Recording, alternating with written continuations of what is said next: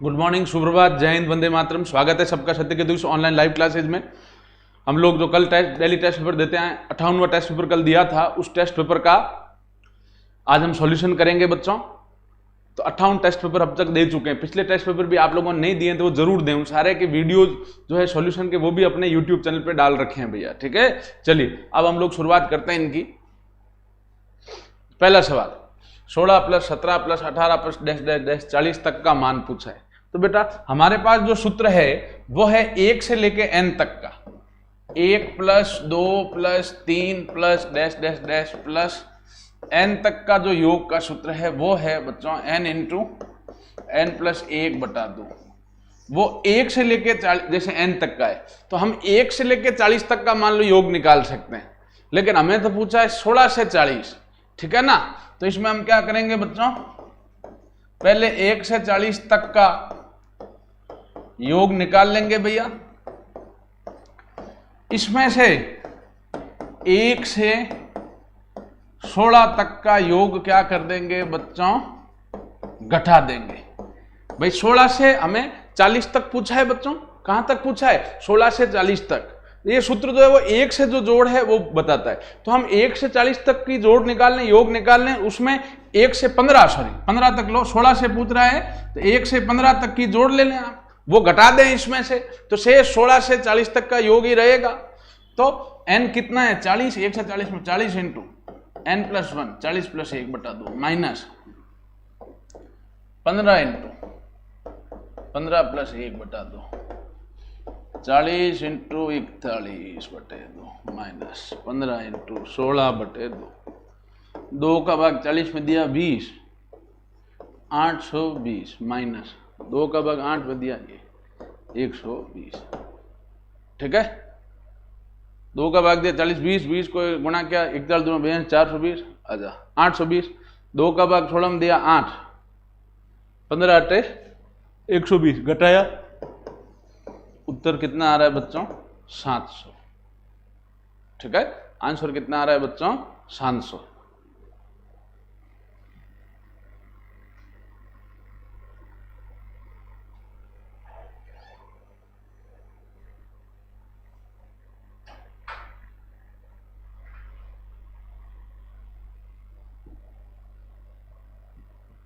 अब ये सवाल है 800 और 900 के बीच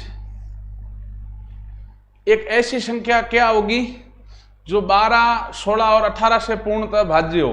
बेटा इसको ऑप्शन से कर सकते हैं हम लोग। 4 ऑप्शन में जो संख्याएं दे रखी है बच्चों, चारों ऑप्शन में आप 12 का, 16 का, 18 का भाग देखे देखो।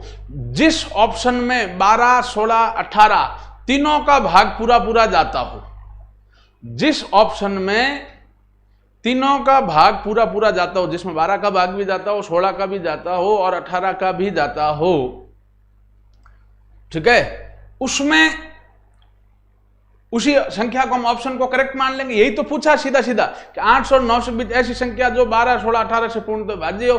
तो भैया 4 ऑप्शन 12, 16, 18 का भाग दे दो। हमें भाग देना आता ही है, जिसमें भाग जाए वही आंसर है। और अगर इसको तरीके से करना चाहें तो ऑप्शन से मैंने बता ही दिया, भाग देके देख लेना। तरीके से करना चाहें तो वो संख्या जिसमें 12, 16, 18 का भाग जाए तो हम इन तीनों का क्या ले लेंगे, 12, 16, 18 का लसब ले लेंगे भैया।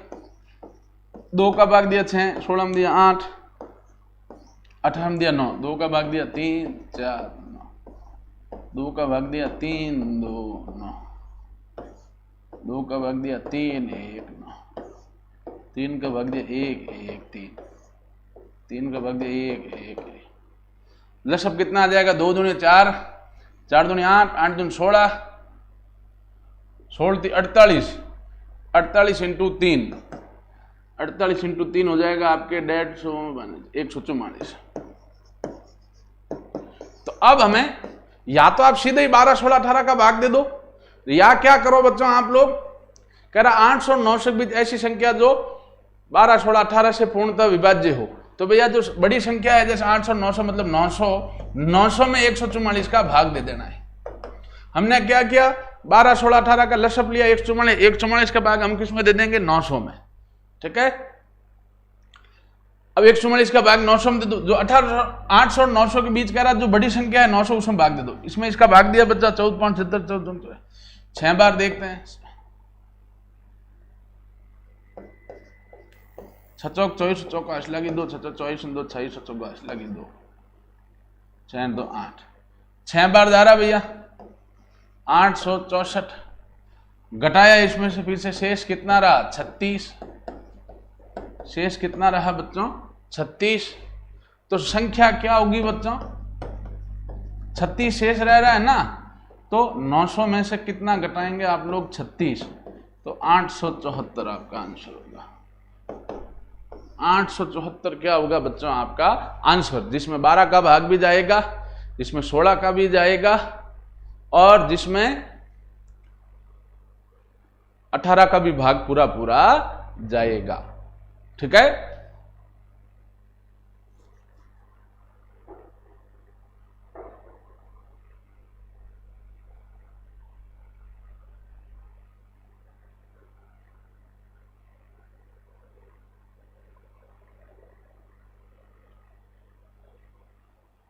तो हमने क्या किया, इन संख्याओं को लसअप लिया 1200। एक तो आप सबसे बढ़िया तरीका इसको ऑप्शन से कर सकते हैं, ठीक है ना, कि भाई जिसमें सीधा 12, 16, 18 का भाग जाए वही आंसर है। एक आप क्या कर सकते हो भैया,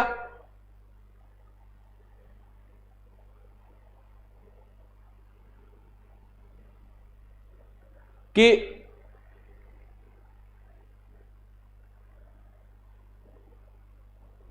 अच्छा 864 में भाग जा रहा है, अरे ये करने की जरूरत ही नहीं, फिर तो ये करने की हमें आवश्यकता ही नहीं है। सीधा जो है 144 को इसमें ये ना करें बेटा, ठीक है, माफी चाहूंगा, 144 को 6 से गुणा करो, सीधा जो 864 आ रहा है इसमें भाग पूरा पूरा जा रहा है कि नहीं जा रहा है बच्चों, जा रहा है ना। वो उस टाइप से हम जो शेषफल तो किसमें निकालते हैं बच्चों, जिसमें कि भाई इतनी से इतनी 5 अंकों की सबसे बड़ी संख्या है, 4 अंकों की सबसे बड़ी संख्या, उसमें करते हैं। ये तो अपना सीधा ही हो जाएगा कि भैया 12, 16, 18 का भाग किस में जाएगा, उनके लसअप में जरूर जाएगा, और लसअप का इंटू 6 करते हैं तो 864 आ रहा है, जो कि 800 और 900 के बीच में है, 800 और 900 के बीच में है 864, ठीक है ना। तो सीधा इसका मतलब 864 भाई 144 इंटू 6 864 हो रहा है, 864 800 और 900 के बीच में है, और 144 में 12, 16, 18 का भाग जा रहा है तो 144 में जाएगा, 144 में जाता है तो 144 इंटू 6 में भी जाएगा, तो इसका आंसर तो सीधा ही 864 हो जाएगा आपके, ठीक है ना। ये चीज है, वो शेषफल निकालने के लिए हमें आवश्यकता नहीं, वो हमने फालतू निकाल दिया ना।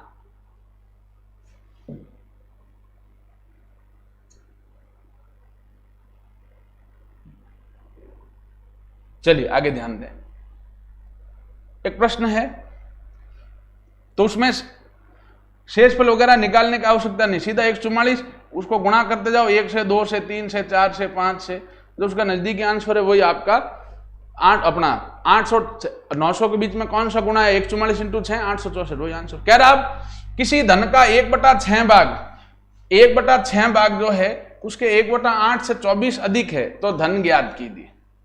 इसमें धन को क्या मान लेंगे, x, आप इसको ऑप्शन से भी कर सकते हैं बेटा, संख्या मान ली, वो धन मान लिया x, धन ही लिख लो, धन मान लिया हमने x, जो चीज पूछी जाती है उसको हम x मानते हैं, धन को x मान लिया।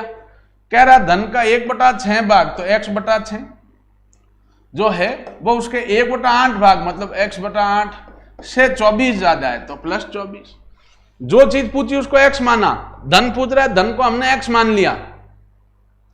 अब कह रहा है बच्चों कि उसका 1/6 भाग मतलब x/6, उसके 1/8 भाग से मतलब x/8 से 24 ज्यादा है तो x + 6 बराबर x+8, सो x/6 बराबर x/8 + 24, x वाली संख्या एक तरफ ले जाओ, x/6 माइनस x/8 बराबर 24, 6 और 8 का लसअप लिया बच्चों 24, 6 का भाग 24 में 4 बार 4 को x से किया तो 4x माइनस 8 का भाग 24 3 बार 3 को x से किया तो 3x बराबर 24, तो 4x में से 3x गया, 1x 1 लिखने की जरूरत नहीं, x/24 बराबर 24, x हो गया 24 इंटू 24, x हो गया 576, ठीक है, x कितना हो गया बच्चों 576, ठीक है।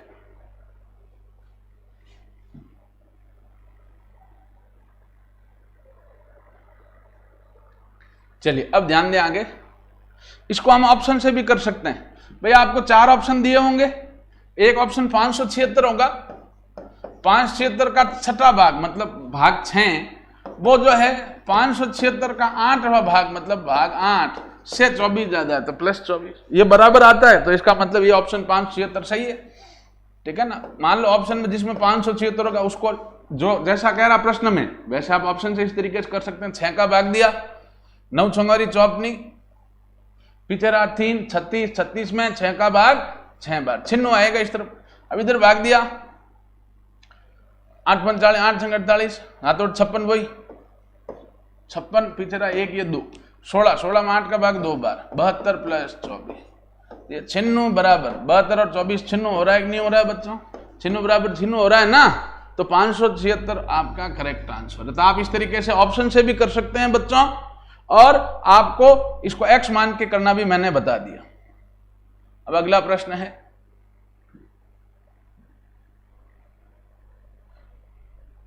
देखो अभी पॉइंट वाली संख्या का स्थानीय मान पूछा है, हमें पॉइंट वाली संख्या का हमें स्थानीय मान पूछा है। ध्यान दें 20.3765 में 6 का स्थानीय मान पूछा है।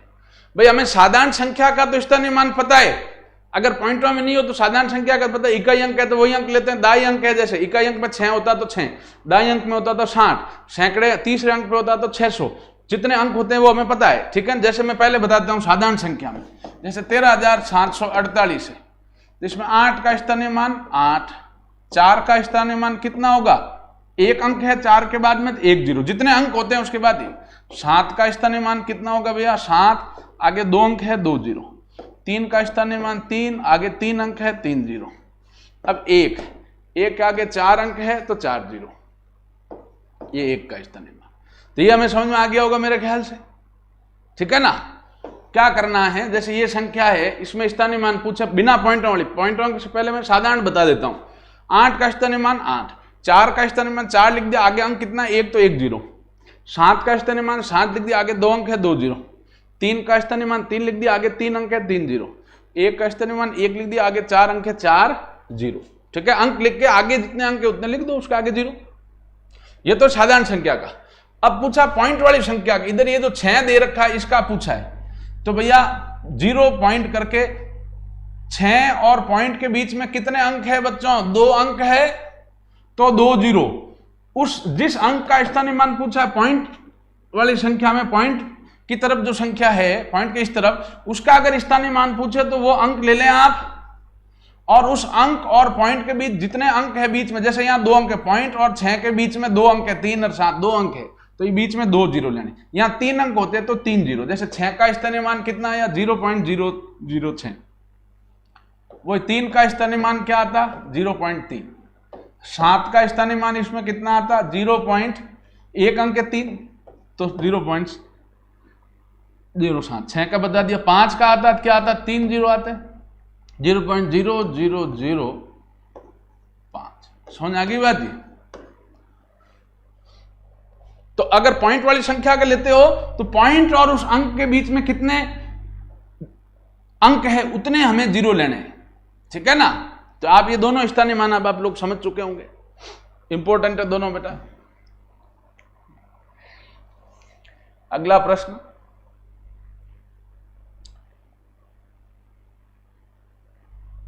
देखो अच्छे सवाल हैं, आसान लेकिन अच्छे कंसेप्चुअल सवाल है।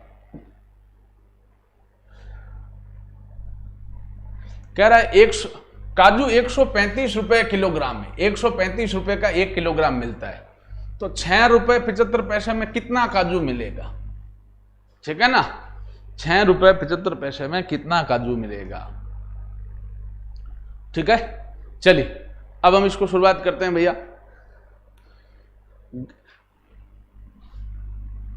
ये रुपए है, चलो इसको रुपए में रहने दो। किलोग्राम में इसको 1000 ग्राम लिखूं तो कोई डाउट है किसी को, लिख सकता हूं बेटा। 135 रुपए में 1 किलोग्राम कह रहा है तो 1 किलोग्राम को लिख सकते हैं 1000 ग्राम बस। तो चूंकि 135 रुपए में मिलता है 1000 ग्राम, इसलिए ₹1 में मिलता है 1000/135, इसलिए ₹6.75, 6.7 रुपये मिलता है 1000/135 इंटू 6.75 इंटू 6.75। ठीक है। अब ऊपर पॉइंट हटाएंगे, नीचे 1 आएगा, पॉइंट के बाद 2 अंक है, 2 जीरो। भैया ऊपर पॉइंट हटा, नीचे 1 पॉइंट के बाद 2 अंक है, 2 जीरो। अब 2 जीरो से तो 2 जीरो कट गए। अब ये दोनों जरूर कटेंगे, पहले 5 से काट लो, 5 का भाग दिया इसमें, या ये सीधे ही कटेगा 13.65। तो 135 को जब आप 5 से गुणा करेंगे सीधे ही 625, 25, 50 लगी 2, 15, 17, 7, 675 पूरा आ रहा है। 135 का भाग इसमें 5 बार जाएगा पूरा, तो 5 इंटू 10 कितना आ गया, 50 ग्राम कह सकते हैं आप। और इसको किलोग्राम में बदलोगे तो 0.30 आएंगे, 0.050 kg।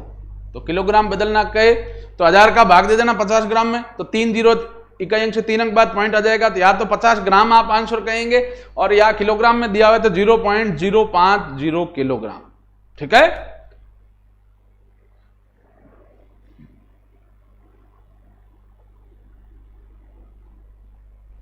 अब ये प्रश्न है, बिल्कुल आसान है बेटा। सबसे पहले तो दी गई संख्याओं को घात रूप में लिखते हैं, अभाज्य गुणनखंड करते हैं।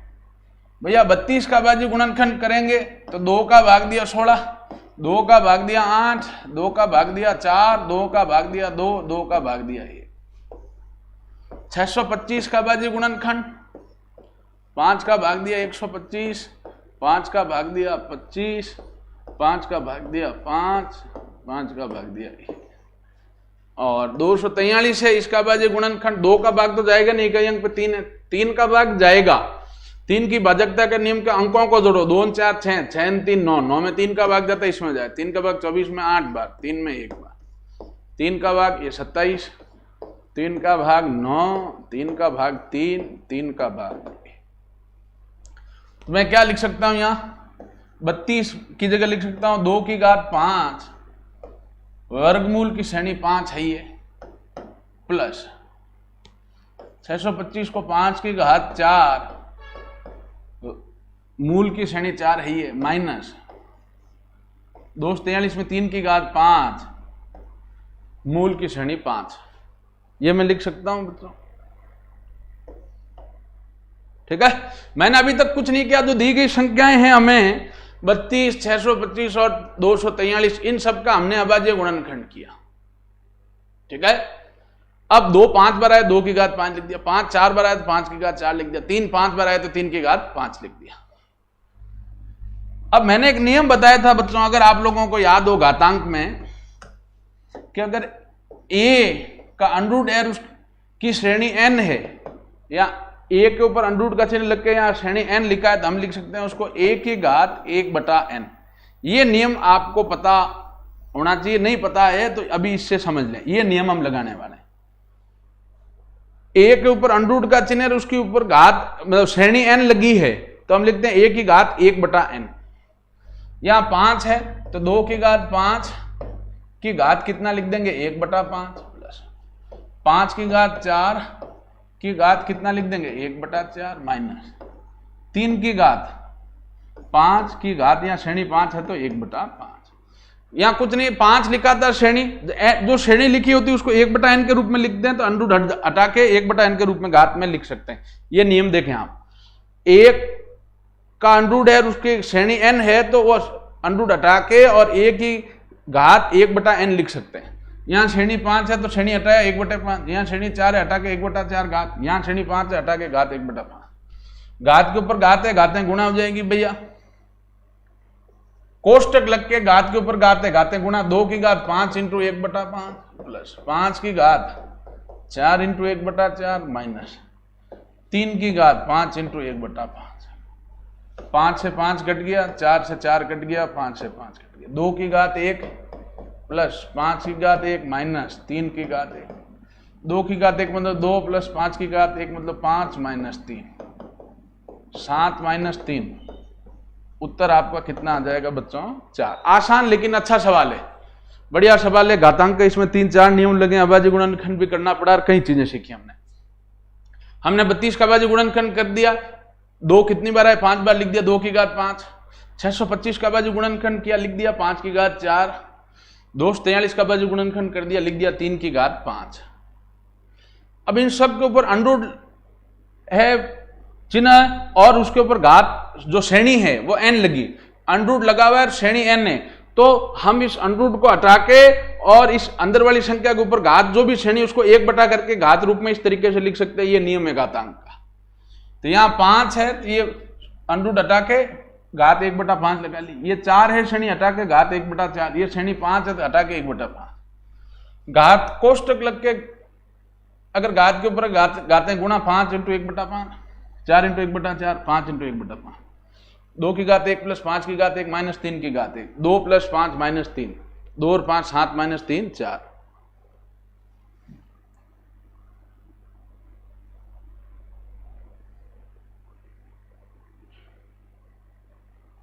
अच्छा, ये अलग टाइप का सवाल है बेटा। आपको अभी तक ए अनुपात बी अनुपात सी निकालना सिखाया था, लेकिन इसमें ए अनुपात डी का मान पूछ रहा है, मतलब ए अनुपात बी अनुपात सी अनुपात डी है तो कैसे निकालते हैं? सुनिएगा, पहले हम ए अनुपात बी अनुपात सी निकालते हैं। ए अनुपात बी बराबर दे रखा है 2:3। मैं सीधा ही लिख देता हूं, चलो। ए अनुपात बी सी की जगह नहीं खाली छोड़ दी, बराबर 2:3। अब बी अनुपात सी है, बी के नीचे बी लिख दिया, अनुपात सी आगे लिख दिया, बराबर बी के नीचे बी, ये 4:सी। ए अनुपात बी लिख दिया, सी की जगह नहीं खाली छोड़ दी, बी के नीचे बी लिख के अनुपात सी, ठीक है। तो फिर यहां बी के नीचे बी, यहां पे भी 4, ये नीचे अनुपात 5। यहां तो लिख देंगे हम ए अनुपात बी अनुपात सी, ठीक है। अब क्या होगा? पहली संख्या तो दोनों से गुणा होती, दूसरी संख्या दूसरी से गुणा होती। ये मैंने आप लोगों को बता रखा है बच्चों।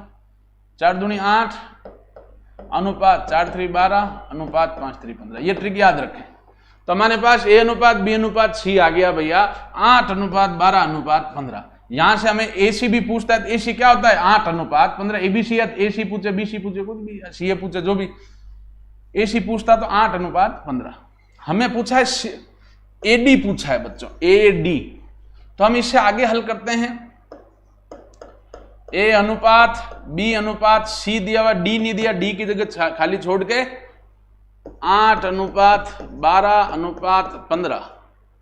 अब सी डी दे रखा है मैं 10:9, तो सी के नीचे सी के नीचे सी, आगे डी लिख दिया, डी यहां नहीं, यहां खाली जो डी यहां लिख दिया डी। तो यहां भी सी के नीचे सी 10:9। ये ए अनुपात बी अनुपात सी अनुपात डी हो गया बच्चों। अब क्या करेंगे? वही इसमें बताया, वैसे पहली वाली संख्या को सबसे ही गुणा करते हैं, पहली वाली संख्या को सबसे गुणा करते हैं, ठीक है। पहली वाली संख्या को सबसे गुणा करते हैं और बाद वाली संख्या को केवल बाद वाली से। तो आपका अनुपात क्या आ जाएगा विद्वानों? 80 अनुपात 120 अनुपात 150 अनुपात 135, ठीक है। क्या करते हैं? ए बी सी दिया, सी डी दिया हो तो सी के नीचे सी लिख दिया, आगे डी लिख दिया, ए बी सी डी यहां लिख दिया। पहली जो संख्या पहले से गुणा होगी, दूसरी संख्या दूसरी से गुणा, तीसरी संख्या पहली संख्या पहली, दूसरी तीसरी, तीनों से गुणा करके लिख दिया। जैसे उसमें लिखते हैं पहली संख्या को सबसे गुणा करना है, तो पहली संख्या को सबसे गुणा करके लिख दिया, दूसरी संख्या को दूसरी से गुणा करके लिख दिया, ठीक है। अब भैया ये कटेगा, ठीक है, या नहीं काटो तो वो लास्ट में कट जाएगा। हमें पूछा है ए अनुपात डी, तो ए अनुपात डी बराबर हो गया ए कितना 80 अनुपात डी कितना है 135। तो ए अनुपात डी, और अगर काटें इसको 5 से कटेगा, ये 5 का भाग दिया इसमें 16.80 होता है। 5 का भाग दिया इसमें 2 बार गया, 5 दूनी 10, 3 रहा पीछे 7 पंजे 35, 7, 16:27। ए अनुपात डी बराबर कितना आया? 16:27। तो देखो हमें, अच्छा यहां अगर आपको एसी पूछता तो एसी तो आप बता ही सकते, एसी वाला ये सवाल तो पहले बताया हुआ 8:15, 8:15, ठीक है ना।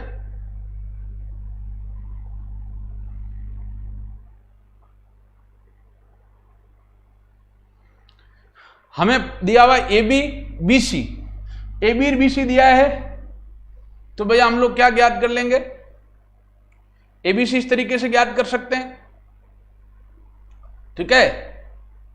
एबीसी इस तरीके से हम लोग ज्ञात कर सकते हैं भैया कि भाई ए बी लिख दिया, सी की जगह खाली जोड़ दी, बी के नीचे बी, सी यहां, फिर बी लिया, बी के नीचे बी, 4:5। पहली संख्या दोनों से गुणा करना है, ऊपर वाली सबसे, दूसरी संख्या केवल लास्ट से गुणा करके लिखना है।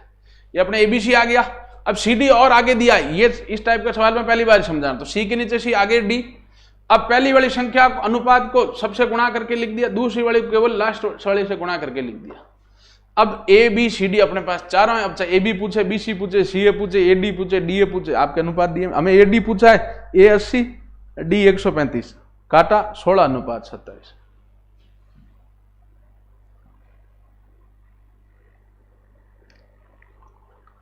अगला सवाल औसत का है बच्चों। कई बच्चे जवाब दे रहे हैं, वेरी गुड, बहुत बढ़िया बेटा। ये जो प्रश्न है औसत का, इस टाइप का सवाल हमने रिवीजन में किया हुआ है, टेस्टों में भी ऐसे सवाल आए हुए हैं अपने, ठीक है।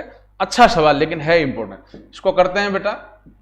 प्रश्न है भैया, 15 छात्रों की औसत उम्र, 15 छात्र हैं, उनकी औसत उम्र 18 वर्ष है। तो मैं सीधा क्या लिख सकता हूं? 15 छात्रों की कुल उम्र कितनी हो जाएगी? औसत 18 है, इंटू 15 कितना हो गया? 270 वर्ष।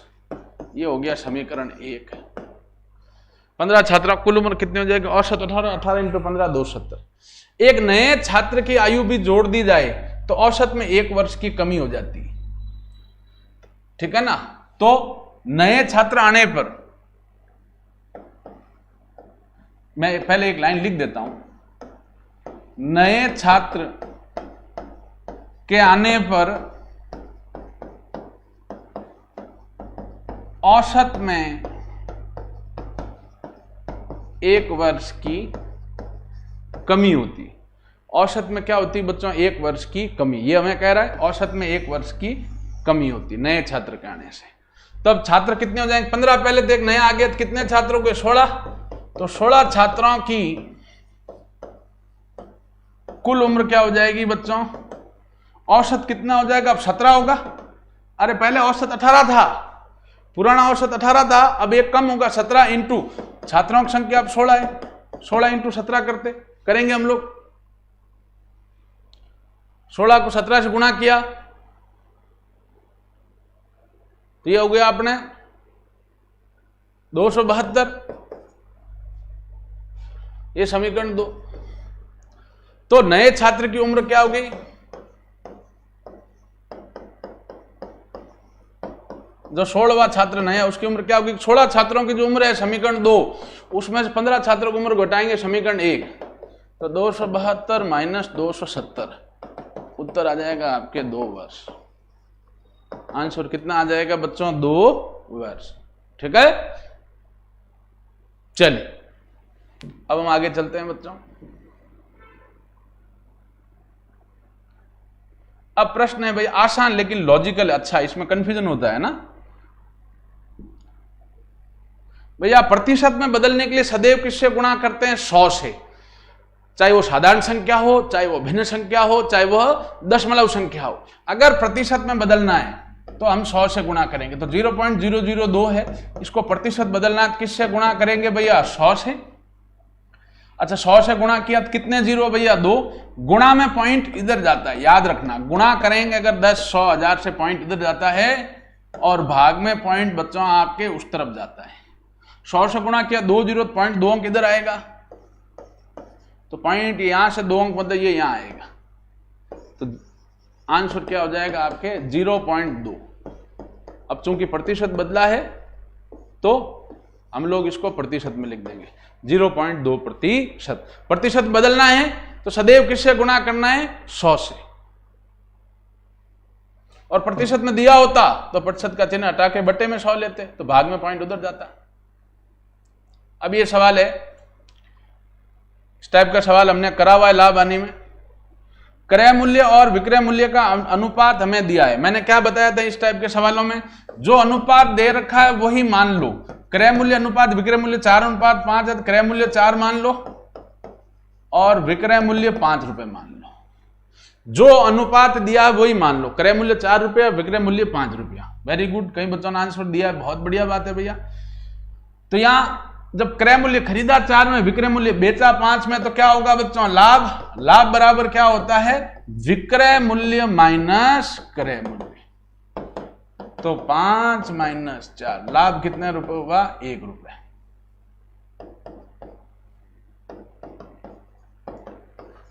अब हमें लाभ प्रतिशत पूछा है, तो लाभ प्रतिशत का सूत्र क्या होता है बच्चों? लाभ बटा क्रय मूल्य इंटू 100। तो लाभ 1 रुपए बटा क्रय मूल्य कितना है? 4 इंटू 100। 100 में 4 का भाग देंगे, 25% लाभ। ठीक है, तो जो अनुपात दिया उसी को हम लोग क्रय मूल्य विक्रय मूल्य मानते हैं। अगला प्रश्न, समतुल्य बटा परसेंट। ये आसान लेकिन सारे सवाल इंपॉर्टेंट है और आपको कराए हुए हैं भैया, और टेस्टों में भी खूब आए हुए हैं। समतुल्य बटा परसेंट की मैंने आप लोगों को ट्रिक बता रखी, सूत्र सा बता रखा है, वो याद है अच्छी बात है, नहीं तो वापिस अभी लिखवा रहा हूं, उसको आप रट लेना। ये समतुल्य बटा प्रतिशत मोस्ट इंपोर्टेंट है, जीडी एग्जाम में अक्सर पूछा जाता है। ये होता है 100 माइनस x1 बटा 100 इंटू 100 माइनस x2 बटा 100। अगर यहां तो दर 2 ही है, तीसरी दर भी होती तो 100 माइनस x3 बटा 100 इंटू 100। तो 100 माइनस पहली दर कितनी? 15/100 इंटू 100 माइनस दूसरी दर कितनी? 20/100। 2 ही दर दे रखी तो 2 ही तीसरा लेने की जरूरत नहीं, इंटू 100 कर दिया। ये हो जाएगा 100 माइनस 85/100 इंटू 80/100 इंटू 100। काटो इसको काटते हैं तो ये 100 से तो 100 गया, फिर अपना 20 से काटा 4 और इसको 20 से काटा 5। 5 का भाग 85 में गया 70.85, तो 100 माइनस 17 इंटू 4, 70 चौक 72। तो छूट कितने परसेंट है बच्चों? 28%। ठीक है, छूट कितना परसेंट है बच्चों? 28%। ठीक है ना?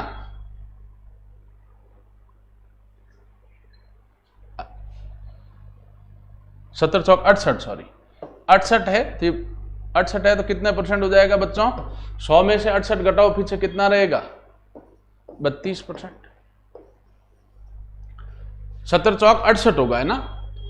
तो 100 माइनस 68 कितना परसेंट हो गया बच्चों? 32%। तो सीधा ये ट्रिक, ये सूत्र याद रखें बच्चों कि समतुल्य बटा प्रतिशत बराबर क्या होता है? 100 माइनस x1 बटा 100 इंटू 100 माइनस x2 बटा 100 इंटू 100 माइनस x3 बटा 100 इंटू 100। यहां दर 2 थी तो 2 रख दिया, 15 और 20 हल कर दिया, तो 100 माइनस लास्ट में काटा पीटा 17 इंटू 4 68, 100 माइनस 68 बराबर 32%। ठीक है,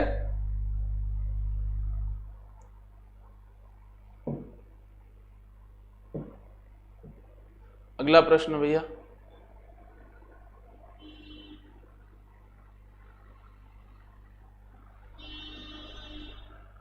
ये इस टाइप का सवाल ही पहली बार ही दिया मैंने। अच्छा सवाल, आसान है लेकिन नए टाइप का सवाल। ये ऐसा सवाल मैंने पहले कराया नहीं, आप तो करते हैं। कह रहा है ए किसी काम को 12 दिन में कर सकता है। ए जो है किसी काम को 12 दिन में करता है, तो उसका एक दिन का काम कितना होगा? 1/12 भाग।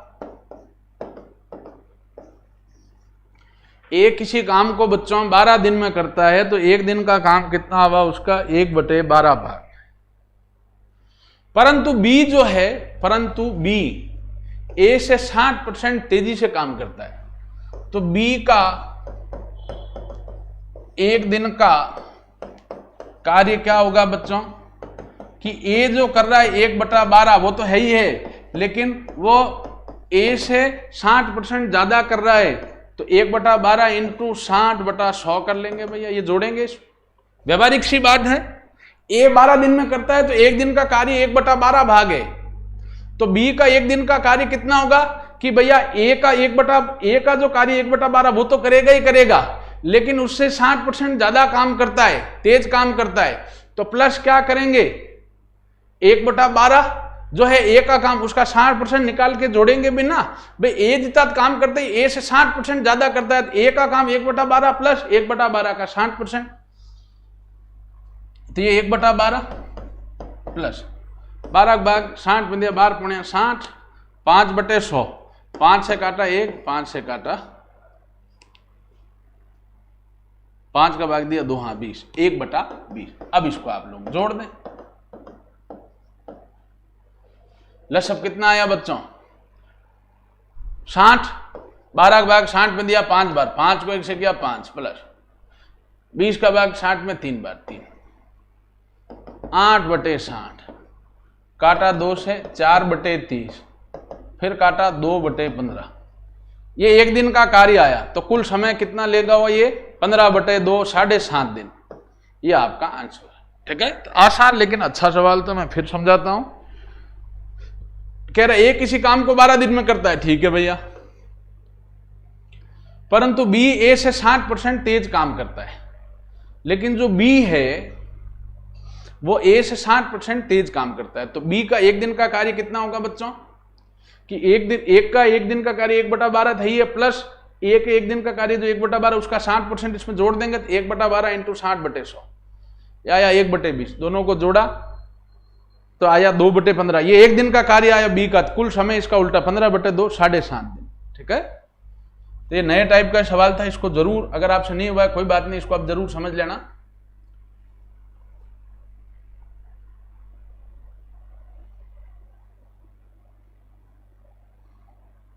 समय चाल का सवाल है आसान। एक बस ने नगर ए से नगर बी की ओर 50 किलोमीटर प्रति घंटे की चाल से चलना आरंभ किया। ठीक है भाई, दो नगर है इसमें, एक नगर ए और एक नगर बी है, तो नगर ए से बी की ओर 50 की स्पीड से उसने चलना आरंभ किया। ठीक है बच्चों, हम लिख देते हैं भाई, ये नगर ए है, ये नगर बी है, यहां से 50 किलोमीटर प्रति घंटे की चाल से उसने चलना आरंभ किया।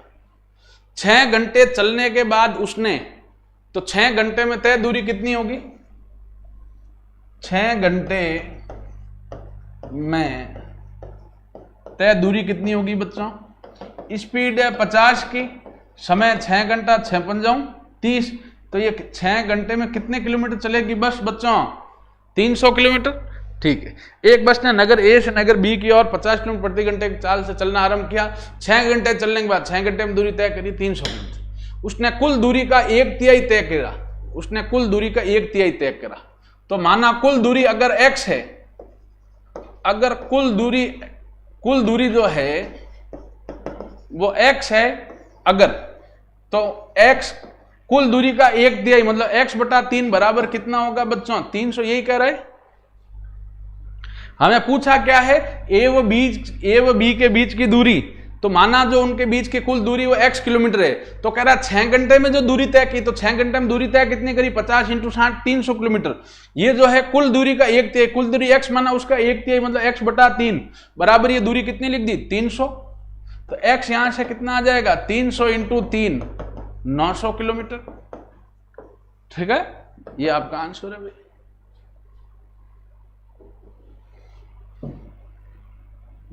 छोटे छोटे लेकिन कंसेप्चुअल और अच्छे सवाल है।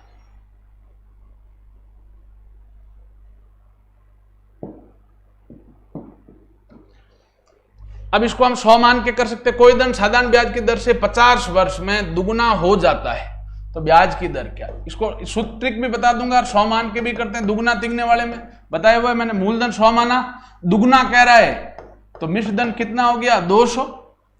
दुगुना कह रहा हो जाता है, वो मिश्र धन होता है, मूलधन 100 मिश्र धन 200, तो ब्याज क्या हो जाएगा बच्चों, मिश्र धन माइनस मूलधन, 200 माइनस 100, ब्याज कितने रुपए हो गया बच्चों 100 रुपया, मूलधन 100 है ही है, और क्या दे रखा हमें, समय दे रखा है 50 वर्ष। दर पूछी हमें, तो भैया सूत्र में लग देंगे।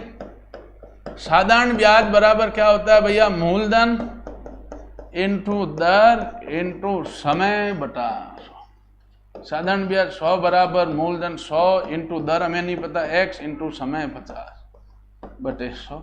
100 से 100 काट दिया, 50 गुणा में भाग में आया, 100 बटे 50, 2% की,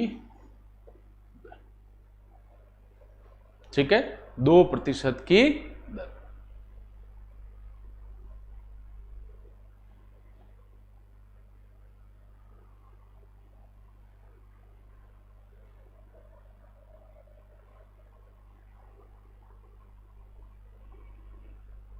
ठीक है, इसमें मेरे ख्याल से आपको कोई दिक्कत नहीं होगी।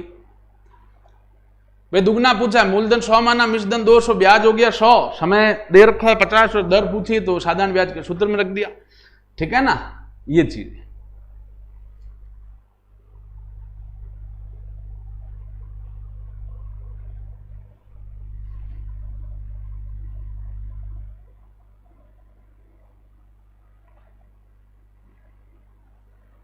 अब ये सवाल अंतर पूछा मैं साधारण ब्याज और चक्रवृद्धि ब्याज का, तो अंतर क्या होता है बच्चों, इसका मैंने आप लोगों को एक सीधी ट्रिक बताई है। अंतर बराबर होता है मूलधन इंटू दर बटा 100 की घात 2। अंतर का एक ट्रिक बता रखी मैंने। साधारण ब्याज और चक्रवृद्धि ब्याज का जो अंतर है, साधारण ब्याज और चक्रवृद्धि ब्याज की अंतर की मैंने आप लोगों को ट्रिक बता रखी बच्चों। अगर आपको याद नहीं है तो अभी रट लेंगे। कह रहा है साधारण ब्याज अंतर चक्रवृद्धि ब्याज का अंतर 25 रुपए है, तो वह धन क्या, मूलधन पूछा है। अंतर दिया हुआ 25 लिख दिया बराबर मूलधन नहीं पता, x इंटू दर 5% तो 5 बटे 100 की घात 2 है, तो 5 इंटू 100 मतलब 5 बटे 100 इंटू 5 बटे 100, घात 2 है, 2 बार गुणा कर दिया। ले जाओ उस तरफ, केवल x रखो इस तरफ, तो 25 इंटू 100 इंटू 100 बटे में 5 इंटू 5 बराबर आ जाएगा x का मान निकला 100 और 100 गुणा भाग में गुणा में लगे 5 और 5 गुणा में भाग में आ गया। 5 उड़ी 25 से 25 कटा, x कितना आ गया बच्चों 10,000। मूलधन कितना आया बच्चों 10,000। ठीक है, चलिए मैथ्स के आज के सवाल हो गए बेटा। इनमें जो सवाल आपसे नहीं हुए हो, 2-3 टाइप के नए सवाल भी आए थे उसमें, उनको आप लोग जरूर घर पे हल करें। अब ये प्रश्न है,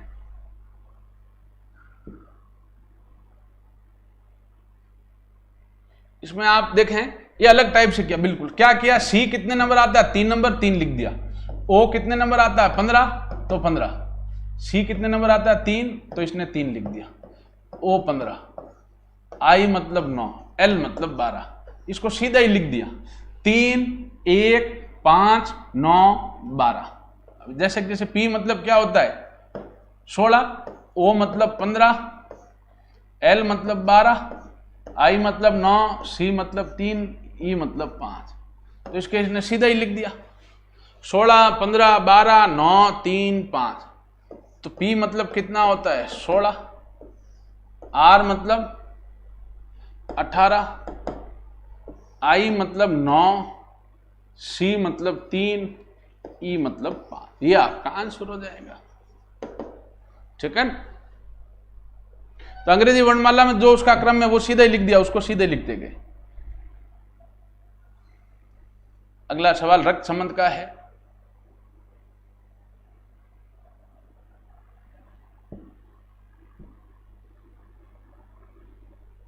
प्रश्न पूछा है, वृद्ध आदमी का लड़का, वृद्ध आदमी का लड़का मेरे लड़के का चाचा है। वृद्ध आदमी का जो लड़का है भाई, ये वृद्ध आदमी, वृद्ध आदमी का जो लड़का है, ठीक है ना, वो मेरे लड़के का चाचा है। वृद्ध आदमी का जो लड़का है, बुजुर्ग आदमी का जो लड़का है, वो कह रहा है मेरे लड़के का चाचा है, मेरे लड़के का चाचा है। ठीक है, वृद्ध आदमी का जो लड़का है, ठीक है ना, वो मेरे लड़के मेरे जो व्यक्ति खुद के बारे में कह रहा, मान लो मैं मेरे ही लिख देता हूं, मेरे लड़का जो है उसका चाचा है। उसका ये कौन है बच्चों? चाचा।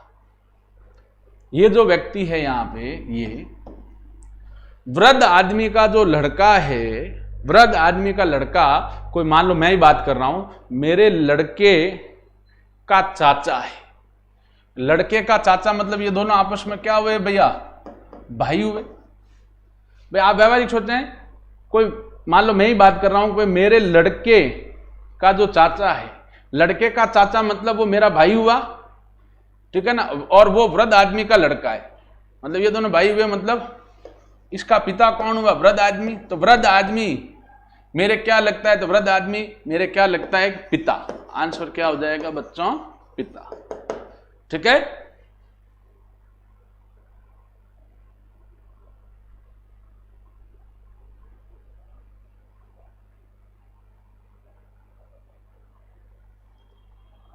चलिए अब हम लोग आगे चलते हैं बच्चों।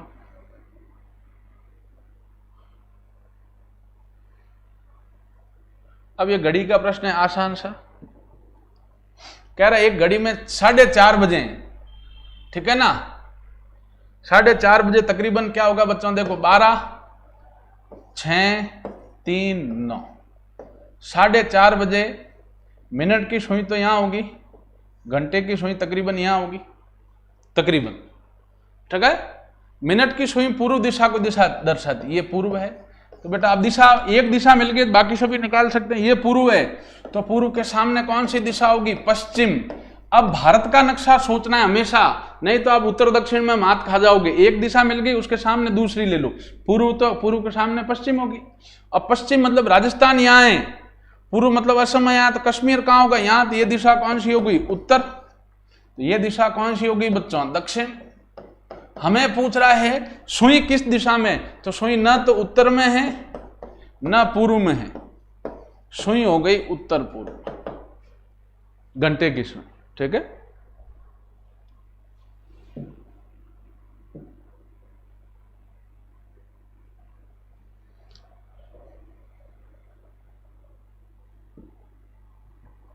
हमें पूछा है वेन आरेख, सम चतुर्भुज, चतुर्भुज और बहुभुज।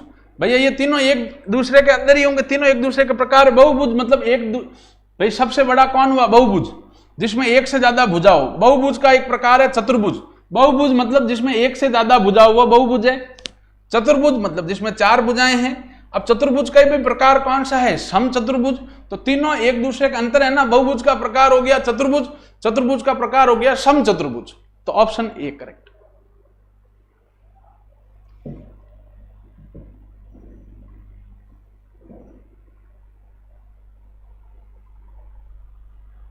ये तो बिल्कुल आसान सवाल है, इसमें डी ऑप्शन करेक्ट होगा मेरे ख्याल से। भाई एक वृत्त से 2 वृत्त बन रहे हैं, तो एक त्रिभुज से कितने त्रिभुज बन जाएंगे? 2। ये नहीं लेंगे क्यों? इसमें ये कलर भरा हुआ है, ये खाली लेंगे। ऑप्शन डी करेक्ट होगा बेटा इसमें, ठीक है।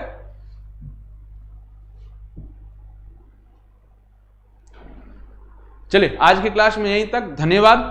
15 मिनट का ब्रेक ले लें, फिर आपके जीके की क्लास होगी, उसके बाद में साइंस की क्लास होगी बेटा, ठीक है। डेली टेस्ट पेपर जो है ऐप पे निःशुल्क हैं, उन टेस्ट पेपरों को दें और इन सवालों को आप जो सवाल नहीं होते हैं वो इन सवालों को यहाँ समझें क्लास में, घर पे इनको दोबारा जरूर करें। फॉर्मूला जो सूत्र वगैरह टेलीग्राम चैनल पे दे रखे हैं उनको भी रटें। चैनल को सब्सक्राइब करें, लाइक करें, और टेलीग्राम चैनल से नहीं जुड़े तो भी जुड़ें। सारे जो लिंक्स हैं प्लेलिस्ट वगैरह के, रिवीजन वगैरह के, वो सब इसी वीडियो के नीचे अपना डिस्क्रिप्शन बॉक्स में दे रखे हैं और कमेंट बॉक्स में भी आपके लिंक दे रखे हैं, ठीक है। धन्यवाद।